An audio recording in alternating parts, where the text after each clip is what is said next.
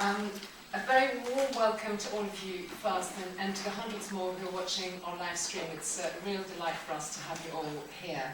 So today is all about innovation, all the ways and weird and sometimes scary ways in which it changes the business or the way we do business as charities and of course as businesses like JustGiving. But the faster and the sort of, the deeper the changes that occurs around us, I think the more important it is to sometimes reflect and kind of sit back and think, why are we here? Why do we exist? And where are we heading? So I wanted to take a few minutes to tell you about JustGiving and where we're coming from and where we're heading. When we created JustGiving 12 years ago, it is a long time by any standards, we had a vision, and that vision was a simple but I think very compelling one.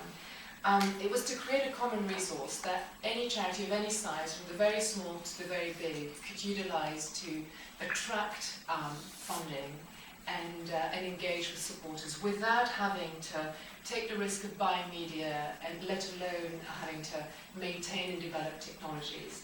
And the key word in that was attracting support. So it's about creating something so compelling that people are drawn to it and are wanting to share with their own networks.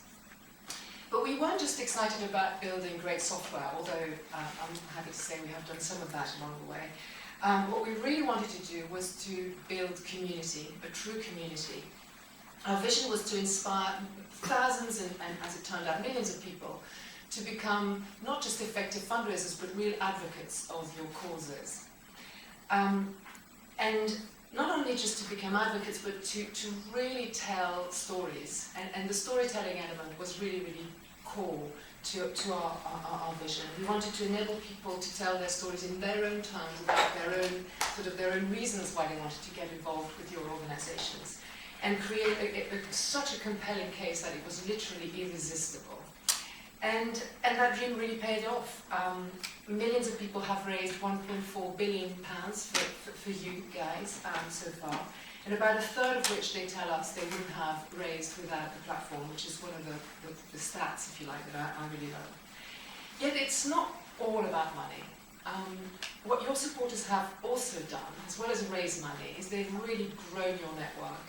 And they've raised awareness, both of your causes, of course, but also of something perhaps more personal, which is the sort of how lovely and fun fundraising and giving can really be. And in doing those things, they've grown your network in ways that you probably wouldn't have found cost-effective to do independently. So as we speak, your supporters out there on the internet and on mobile, they are transforming JustGiving in quite radical ways, and we're only taking the full import of that now. They're transforming us from a payment channel, a very, very valuable payment channel for fundraising primarily, sponsorship, into what we're beginning to call a social giving platform. And what's enabled that change are a number of innovations that JustGiving and the team have produced over the past year, which we believe will really transform our business and your fundraising with it. So let me take a couple of minutes to go through them. First, we make JustGiving accessible and beautifully simple on the mobile. And as we'll hear later today, that's clearly no longer a luxury or a nice to have, it's an absolute essential, and we'll hear more about that. Second, we launched a brand new in-memory service, which again we'll discuss today, providing a really sensitive and kind of appropriate ways for your supporters to remember somebody and collect donations as they do so. And we really believe, and we're beginning to see, that this can really become a lifelong sort of source of sustainable income for your organizations, not just a spur-of-the-moment events-related activity. So that's really, really exciting. Third, we integrated even more closely with Facebook, creating a new app for Facebook Timeline that enables people to share their giving activity much more frequently and as part of their kind of social chatter. And that's encouraged many, many others to give too. Then we listen to your supporters who have, and many of them have, networks well beyond the UK, and now we enable them to fundraise in 8 currencies, and therefore we're making giving really familiar and trusted and appropriate for donors pretty much all over the world. And most importantly, we opened up our platform further. That began a long time ago, but I'm really, really pleased to see all the sort of innovation that has enabled in your organizations and in some of our partners. So to quote just a few, the NSPCC and Great Ormond Street Hospital have, along with, of course, our very early adopter, Cancer Research UK, have adopted our APIs to create really seamless journeys on your website, on their websites, and really create sort of lovely experiences for their supporters, all without having to create technology platforms of their own. And developing that platform has enabled us to partner much more meaningfully with a number of people who can really make your lives much better, drive greater efficiencies in your business, and enable you to engage much better with your supporters. And I count just a few. Thank you, Salesforce on the CRM front, Active Networks, which I believe our friends from Active are in the room on the events front, and even Blackboard, which was great. So this year, we'll be ramping up our investment even further.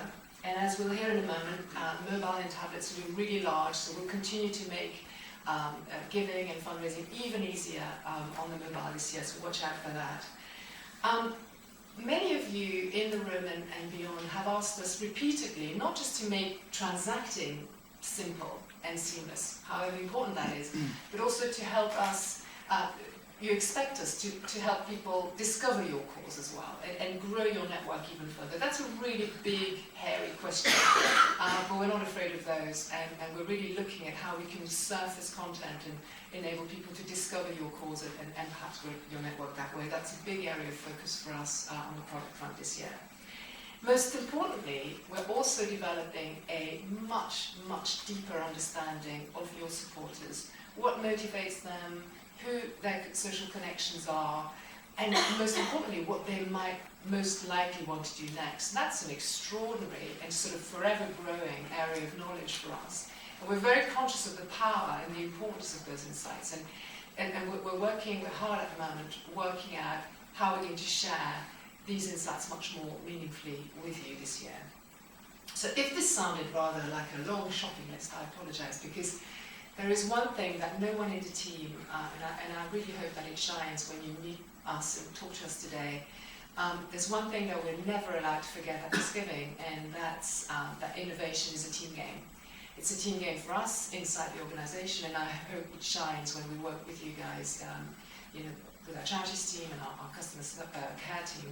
It really is one of our core values, and all the work we've done so far to make giving and fundraising so much better, we've done it because of you. We've been inspired and sometimes really challenged by you. We really welcome that to make our platform better.